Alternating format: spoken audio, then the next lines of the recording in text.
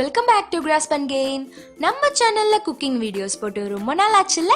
So இன்னைக்கு என்ன பார்க்க போறோம்னா நல்ல கிறிஸ்பியான சிக்கன் 65 அண்ட் அதை வச்சு நான்வெஜ் லவர்ஸ் எல்லாருக்குமே ரொம்ப ஃபேவரட்டான recipe yummy sassy chicken Manchurian எப்படி செய்யறதுன்னு பார்க்கலாம் வாங்க.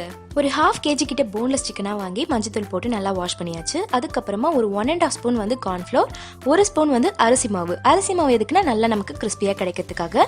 அதுக்கப்புறம் ஒரு 1.5 ஸ்பூன் வந்து சிக்கன் 65 மசாலா. கடை மசாலா வேண்டாம்னு நினச்சா chilli powder and garam masala நம்ம தனியாக சேர்த்துக்கலாம். தேவையான அளவுக்கு உப்பு சேர்த்து 1 ஸ்பூன் அளவுக்கு ஜிஞ்சர் கார்லிக் பேஸ்ட் இதை சேர்த்ததுக்கு அப்புறமா கொஞ்சமாக பார்த்தீங்கன்னா ரவோண்டு வந்து நான் சோயா சாஸ் ஆட் பண்ணுறேன். இது வந்து ஒரு ஃப்ளேவருக்காக தான், ஆனால் இது ஆப்ஷனல், உங்களுக்கு வேணான்னா நீங்கள் ஸ்கிப் பண்ணிக்கலாம். அதுக்கப்புறம் வந்து ஒரு 3 ஸ்பூன் அளவுக்கு கர்டு. தயிர் வந்து ரொம்ப திக்காக இல்லாமல் இது போல் கொஞ்சம் தண்ணியாக கலந்தீங்கன்னா இதுக்கு தண்ணி சேர்க்க தேவையில்ல, நம்ம தயிர் வச்சே ஃபுல்லாக இதை நம்ம மிக்ஸ் பண்ணி எடுத்துக்கலாம். இது வந்து ஃபுல்லாக நம்ம பிசைஞ்சிட்டு ஒரு 20 மினிட்ஸ் இல்லைனா ஒரு ½ an hour வந்து அப்படியே மேரினேட் பண்ணி எடுத்து வைக்க போகிறோம். எந்த அளவுக்கு நமக்கு நல்லா ஊறுதோ அந்த அளவுக்கு வந்து 65 உப்புக்காரம் இறங்கி சூப்பராக கிடைக்கும். ஸோ அந்த கேப்ல நம்ம மஞ்சூரியன் செய்யறதுக்கு தேவையான வெஜிடபிள்ஸ் இதெல்லாம் கட் பண்ணி எடுத்து வச்சுக்கலாம். ஸோ இப்போ வந்து ஒரு ½ an hour ஆயிடுச்சு. நம்ம மேரினேட் பண்ண சிக்கன் ஃபுல்லா இப்போ சூப்பரா ஊறி இருக்கு. இதை வந்து நம்ம எண்ணெயில போட்டு நல்லா டீப் ஃப்ரை பண்ணி எடுக்க போறோம். ஸோ பார்த்தீங்கன்னா கொஞ்சம் இது போல் எடையே போட்டுருங்க. சில பேர் வந்து இந்த மிக்சிங்கில் எக்கு சேர்ப்பாங்க கிறிஸ்பியாக இருக்கணும் அப்படின்றதுக்காக. நம்ம அரிசி மாவு கர்ட் சேர்த்துருக்கோம்ல, ஸோ அதுவே வந்து நல்லா தான் வரும். பார்த்தீங்கன்னா இப்போ நம்ம 65 ரெடி ஆகிடுச்சு.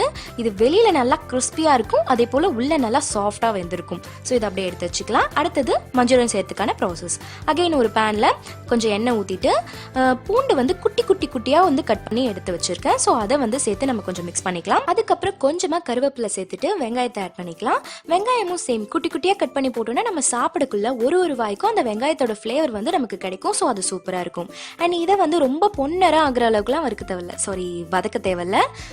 கொஞ்சம் ஒரு இந்த ராஸ்மெல் போகிற அளவுக்கு வதக்கிட்டு கேப்சிகம் அண்ட் ஒரே ஒரு சின்ன தக்காளி வந்து ஆட் பண்ணிப்போம். ஏன்னா தக்காளி வந்து அதிகமாக ஆட் பண்ண வேண்டாம், பின்னாடி வந்து நம்ம சாஸ்லாம் சேர்ப்போம். ஸோ அதை வந்து நல்லா வதக்கிக்கலாம். ஒரு 50% வந்து வெஜ்ஜீஸ்லாம் வெந்தாலே போதும்.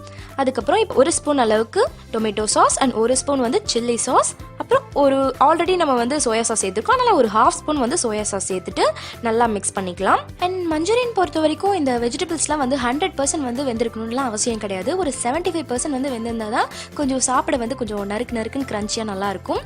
ஸோ இப்போ இதுக்கு மட்டும் தேவையான அளவுக்கு உப்பு சேர்த்துட்டு நம்ம ஆல்ரெடி வந்து ஃப்ரை பண்ணி வச்சுருக்க சிக்கன் 65 இதில் ஆட் பண்ணிக்கலாம்.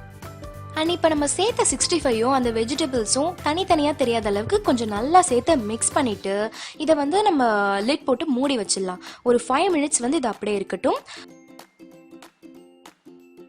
ஸோ 5 மினிட்ஸ் வந்து நம்ம நல்லா சிம்மிலே வச்சுட்டு அதுக்கப்புறமா இதை ஓப்பன் பண்ணோன்னா நமக்கு இந்த ஃப்ளேவர் எல்லாமே ஒன்றா சேர்ந்து சூப்பராக இருக்கும். இதை ஃபைனலாக ஒரு கிண்டிட்டு மேலே வந்து கொத்தமல்லி தழை தூவி இறக்கணும்னா யம்மி சாசி சிக்கன் மஞ்சூரியன் நமக்கு ரெடி ஆயிடுச்சு.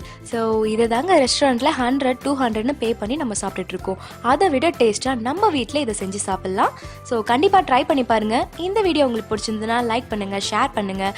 அண்ட் இதை ட்ரை பண்ணி பார்த்துட்டு எப்படி இருந்ததுன்னு மறக்காமல் கமெண்ட் செக்ஷனில் கமெண்ட் பண்ணிடுங்க. Bye friends.